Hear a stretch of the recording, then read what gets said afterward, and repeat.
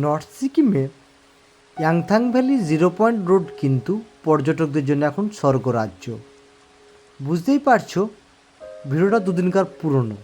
পর্যটকরা কিন্তু স্নোফলের মজা নিচ্ছে। অলরেডি 22 তারিখ কিন্তু তোমরা জানো যে নর্থ সিকিম টোটালি কিন্তু বন্ধ আছে। 22 তারিখের ভিডিও ক্লিপ এটা নয়, এটা দুদিন আগেকার ভিডিও ক্লিপ। এটা 19 তারিখের ভিডিও।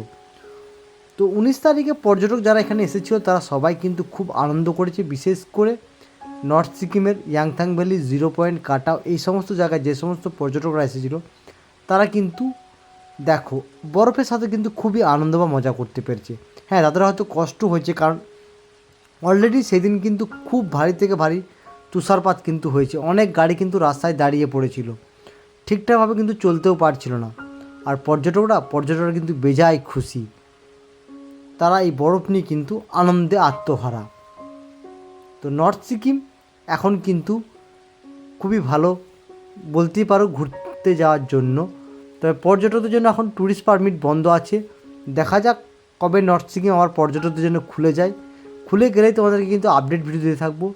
এবং নর্থ সিকিম কিন্তু এখন স্নো কিন্তু হিউজ আছে, প্রচুর পরিমাণে কিন্তু লাচেন, লাচুং, 0 পয়েন্ট কাটাও, ইয়াংথাং ভ্যালি এই সমস্ত জায়গায় কিন্তু তুষারপাত হয়েছে। এবং তুষারপাত তোমরা এলে দেখতে পাবে যে প্রচুর কিন্তু বরফ কিন্তু রাস্তার ওপর পড়ে আছে এবং চারিপাশে গাছ থেকে আরম্ভ করে সমস্ত জায়গায় কিন্তু বরফ কিন্তু পড়ে আছে। তাই যারা বরফ দেখবে তারা কিন্তু ফেব্রুয়ারি মাসের শেষ সপ্তাহে কিন্তু নর্থ সিকিম ট্যুর প্ল্যান করে নিতেই পারেন। নর্থ সিকিম কিন্তু পর্যটকদের জন্য ঘোরার জন্য এখন বেস্ট অপশান বলতে পারো।